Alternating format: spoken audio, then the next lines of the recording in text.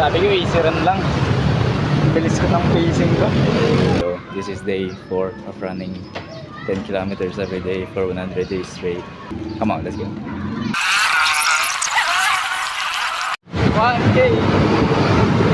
Hindi tayo highway pre. 2K yun. Sabi ko easy run lang. Bilis ko ng pacing ko.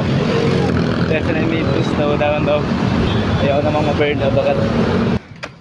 4K 5K. Ako na ako. Ito pa lang, dalawa tubig. So jogging na lang ako papunta sa bahay. 6K. Hapit na ako sa bahay.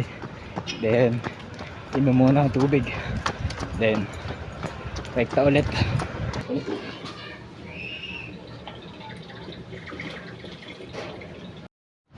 9K. Sobrang pagiliran ko. Pero last one.